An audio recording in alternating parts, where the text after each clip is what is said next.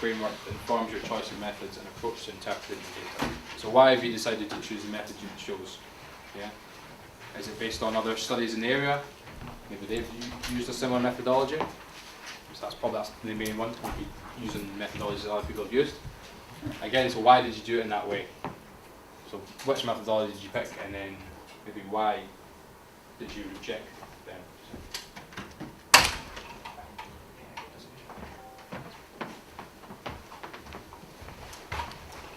So again, which one did you pick, and was it just a straight choice, or was there any other ones that you could have chosen, and why did you not choose them? What's the theoretical framework? In terms of that, means if it's a theory that you're looking at, then the framework behind that. So, for example, my example I will keep giving, apologies for the same example, would be the anxiety theory. So how is that theory? What have they used to test that theory?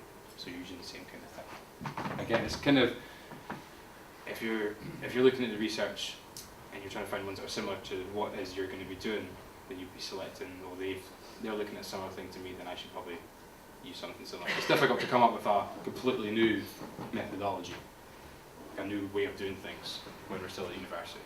It's a bit much. Again, time frame, things like that. So it's basically selecting based on what you've read and what informs your data and what's specific to you. Yeah? Okay then. Okay, so how, where and when the study was actually carried out. So different disciplines, so you've got scientific and technical disciplines, social sciences and humanities. So you probably hopefully fall into one of them. So again, it's different for each one. So it's different ways. So scientific ones will be lots of lab work, things like that. Social sciences, maybe more questionnaires and stuff like that. And then humanities, so as you're picking, it's different completely again. So it's whatever kind of fits with your discipline. Okay.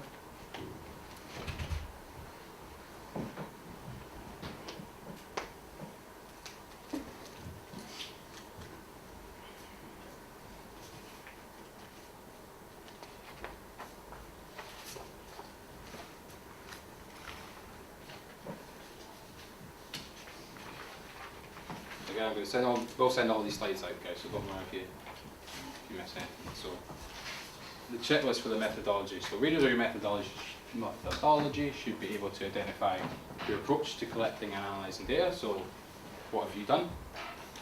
How have you collected your data? Enough information to replicate your work exactly. So if you guys were to do your research papers and I was to come in and I could follow the steps that you've done exactly and produce the same type of study. Obviously if it's on participants, subjects, that it's going to be, the results might be different, but you need to really explain in terms, black and white, we did this, or this was done, then this was done, then this was done. So it's quite the common phrase, it's quite a methodological process. So it's just one step after the other, what's it that you've done. Okay. The advantages of this and disadvantages of the methods used. So there will be advantages for the methods that you use, there will be disadvantages as well. Any decisions to limit the scope of data collection, so you might be looking at only males, only females, or a certain age range, anything like that, so you've got to tell the reader that and explain why. And also problems encountered with the methodology as well, so there will often be problems, so what happened, how did you get around it, what did you do next to make sure it didn't happen again. Okay. Results. So present only the relevant data you collected. Okay.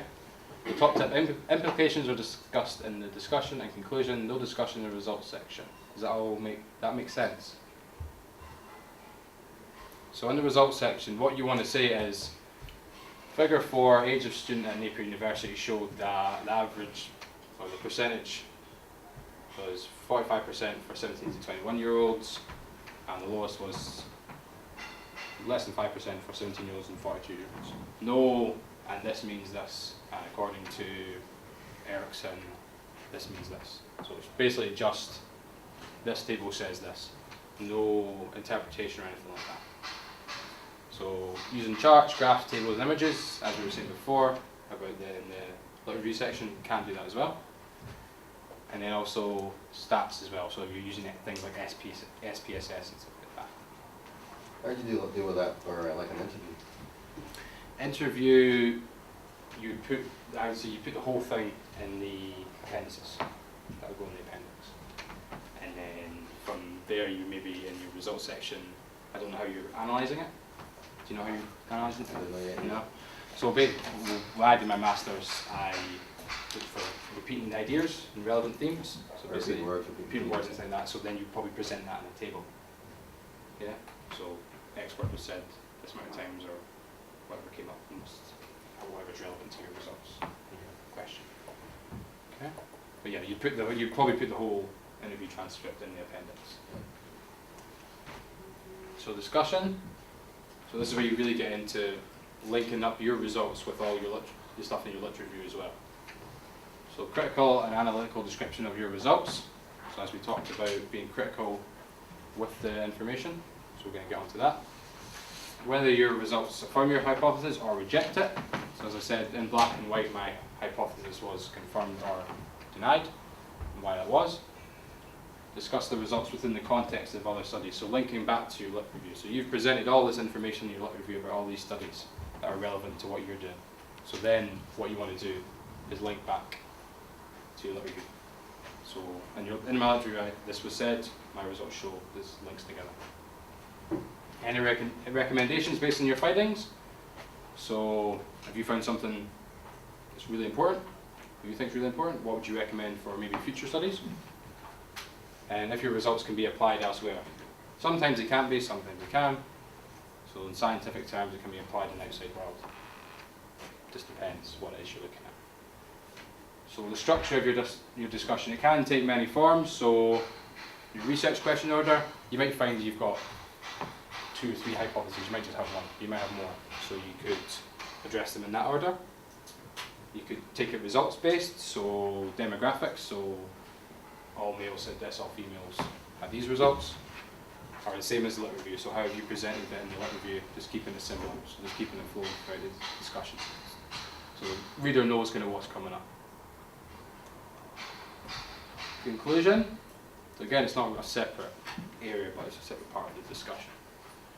So it's the aim of your research, the main findings, any recommendations again, conclusions of the research process itself, so how did it go, and then have you identified any further research that needs to be conducted.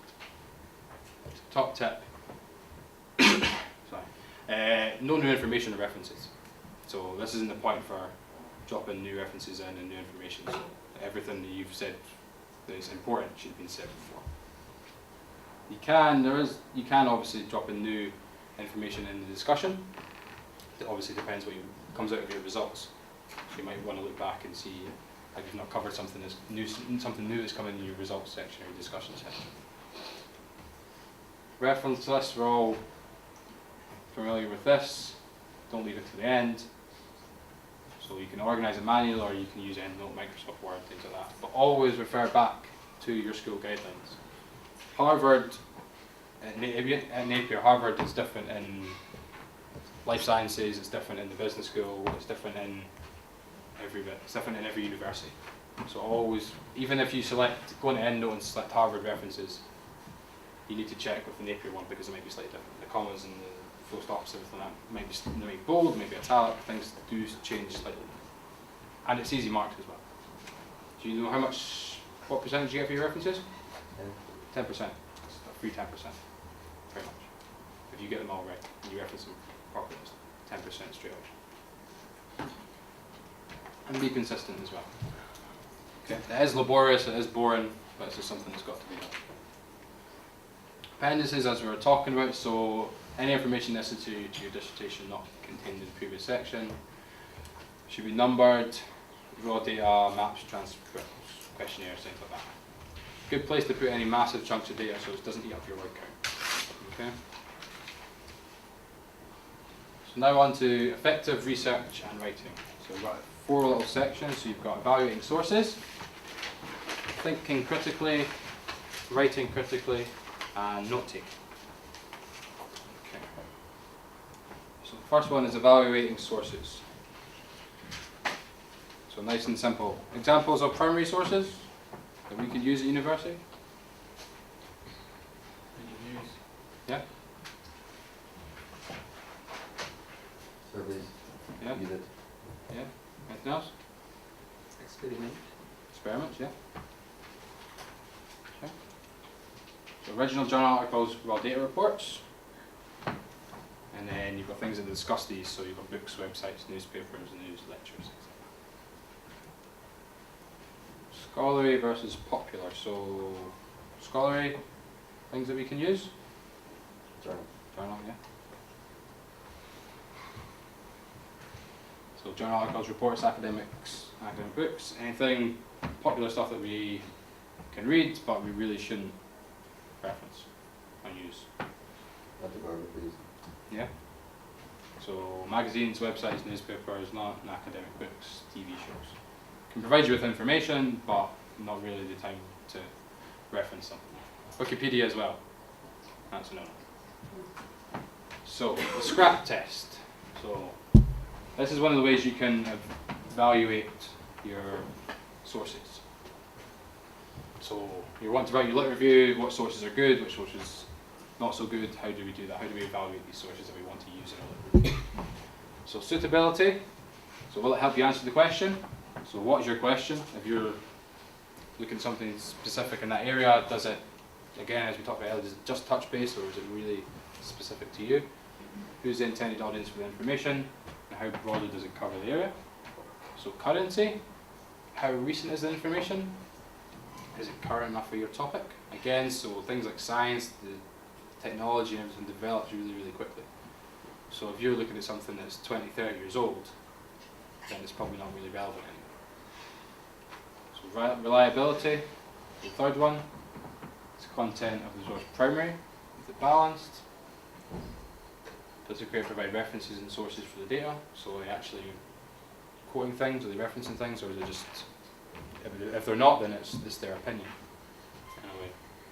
So author, who are they, what are their credentials, are they reputable, level of expertise, so where are they from, have they got other papers in the area maybe? Is that something to look at, is it their first one? Who is the publisher or funding body? So you do get lots of reports out there that are funded by organisations, you probably will end up siding with what it is they're promoting. And the purpose, is it fact or opinion, is it biased, is the creator or author trying to sell you something? Okay, breaking things down, so identifying, recognising how an argument has been structured, synthesising, so bringing these parts together in a coherent way. So you've looked at an argument, these are my views on it, so how do you bring that back together? Yeah, synthesise, bring it back together, evaluate and make judgments based on sound evidence. So using good sources, so we've identified these good sources using the scrap test. So use these good sources to make good points. Okay? We use critical thinking skills in everyday life. Yeah? Listen to politicians, read an article in the newspaper, choosing which film to go and see. It's all process of critical thinking. Yeah? It's just all you do now is transferring that into your studies and then transferring onto that paper. Right? So barriers to critical thinking. Not knowing how to be critical can be quite difficult. This is something you have to kind of work on, and using these kind of tips and stuff you should be able to get there. Misunderstanding the word criticism. Do we think critical thinking is just read an article and then tearing it apart? Yeah? It's not that, is it? So there's a positive process, even though it starts with the word critical. So looking at something, identifying what's going on, and then looking at ways to improve it. So that's the critical thinking. Unwillingness to let go of your point of view. Everyone holds a set of values, thoughts, beliefs, but when you get to critical thinking, you're trying to look at what it is that's been presented to you on the page. Trying to put aside your kind of preconceived ideas about that topic at that time. So you'll be a better critical thinker. Reluctance to criticise experts. So people think, oh, these people, they're in a peer-reviewed journal, they've got a master's, they've got a PhD, I can't criticise them. That's what it's there for. That's why we come to university for, to learn, to develop. Yeah. So that's where they put their stuff up there. They'll be criticised. They'll be evaluated. So it's an evaluative process, critical thinking. Yeah. So critical thinking writing. So critical thinking facilitates critical writing. So you've got the kind of difference there between just being descriptive, and we've got the difference there with critical writing. So states what happened as being descriptive. Critical writing identifies the significance. So how will we look at that to see the differences between each one?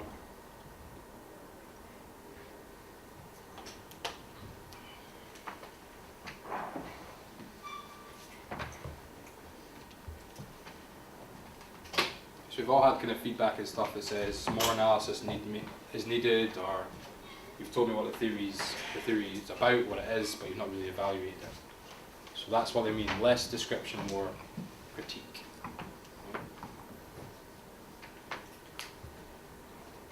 So you need to show that you've questioned the source, you've evaluated it, and then you've linked them to your own argument as well.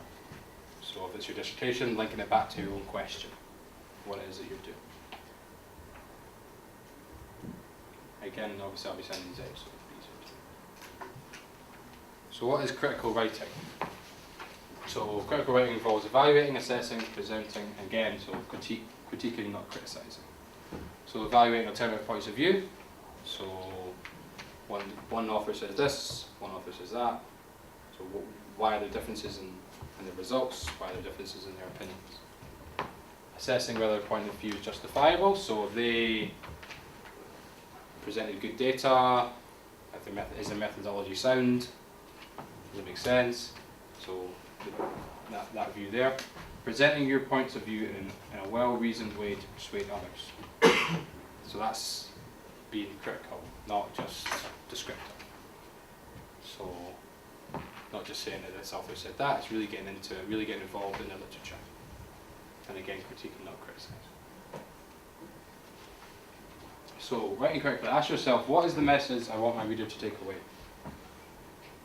Yeah, so that's going to focus your critical writing. Each paragraph should deal with a specific issue. It's like a kind of mini essay. So, topic area, maybe you're looking at the methodology or the theory maybe, and then you're concluding it. So, you're introducing it, what's been done well, what's not been done so, strengths and weaknesses, and then on to your conclusion, so what you draw from that and how it relates to your study. Yeah? So always kind of going back to your research question, how does this relate to me? Yeah? It will relate to someone else, or relate to the wider world, but how does it relate to exactly what you're doing at that time? So providing strong evidence, so backing up your arguments. Again, arguments should be ordered logically, so if it's methodology flaws, you could group them together. If you talk about theories, you can group them together. So it's however you feel works best for yourself. Again, it's different through different topics. Direction of your argument should be signposted using linking sentences, as we talked about. So, however, things like that. Okay, so barriers to critical thinking, as we're saying, so just describing things, not really getting involved, giving your opinions, linking things together. So just saying this author says this, you're not going to get any marks for that. You need to present an argument, yeah, and use these sources to present that argument. Considering only one perspective, so not giving both sides of the coin. That's what you need to do. Letting emotions intrude, so leave your feelings at the door. You might not exactly totally believe what the author is saying, but if they've presented it in a good way, if they've presented it soundly, with good evidence, good results, then it's something that you need to take on board. Again, reluctance to criticise experts, not reading critically enough. So again, reading critically facilitates your writing. So we're reading all this stuff, we want to get writing, where do we all put it down, how do we do it? So effective note taking, so you can split it into your page into three. So comments on the left, notes on the right, and summary underneath. So comments, note your reactions to what you've read, connect your research to what you're reading. So again, how does this actually relate to me? It might be interesting, be really interesting. But if it doesn't relate to your topic, your research question, then is it actually relevant? Yeah? We saw in the examples, lit reviews I gave you that might be interesting studies in there, but it's not relevant to you, so why put it? And compare and contrast the views of the authors. So you've got your notes section, so write your summary of the author's conclusions and evidence in one column. So separate from that, so what is it you've taken from it, and then paraphrase, summarise, or highlight important quotes that you think are going to be relevant. So you can set this up for each research paper, each journal that you read, each book. And a summary, make a note of what you think about the material. So when you come back to, when you're in your writing process, and you think, what did that person say, I can't really remember. Alright, okay, I've got it all noted out. You've got your comments, what you thought of it at the time. Again, you go back and reflect on it as well. So time management and planning. Something that can often be neglected, but probably one of the most important things. You plan right, you manage your time, then you're going to have more time to write better stuff. So scale B, again we talked about that earlier, be realistic. Discuss the constraints with your supervisor. We all want to do groundbreaking research, you all want to do the most amazing things in the world, but you've only got 3 or 4 months to do it. Clear focus on your subject, so not too broad, not too narrow. What it is your focus is going to be. You've got time there, so draw up an action plan. What things you need to do first, what things can be left till later on. Set targets and milestones, so by a certain date I want to have completed this part, by a certain date I want to complete this. And leave plenty of time for editing as well. Okay. Supervision, keep in touch with your supervisor, even if it's just an email, just to drop them an email and say I'm getting on fine, I'm doing this part, just to let them know you're still on the planet and you're still there. They'll appreciate it. And then you don't come up out of the blue 3 months later and go, oh, can you look at this big piece of work? And they're going to go, well, you've not spoken to me for 3 months. Yeah, so always keep in touch with your supervisor. So go to the sessions or meetings that you've got and follow their advice and guidance as well. So they've gone through the process, yeah, so they've done it before, so they'll be able to give you lots of tips and hints about it. Okay, so with more independence comes more responsibility. So especially in university and even more in master's students. And during the summer, you're kind of left to your own devices. Yeah, it's a nice day outside. Do I really want to stay in and do work? No, I'm going to go outside and go to the pub. Or just stay in and do your work. So it's having that self-discipline and managing your workload and setting your own deadlines. Again, you might have a supervisor who says, okay, I want the lit review done by this date so I can look at it. Great. So you've got someone looking after it.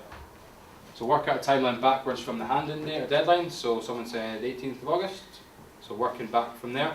So you want to be done by 2 weeks before maybe. So you've got time for editing. Set yourself goals. So again, so that's based on the kind of timeline that you're going to set. So reach that goal, feel good, right, I've been able to do that, what's next? And then multiply the time you allocate for each element by 2. So the chances are if you say I'm going to sit down and write my literature in a week, probably going to take you 2 weeks. Procrastinating, doing things like not focusing properly, things just take a little bit longer when you're trying to produce a really good piece of work. And you could always come and see us at class. So we've got I've got a couple of slides there, we've got lots of bookable appointments, you guys can come see us if you've got any work. There's a few more workshops coming up as well.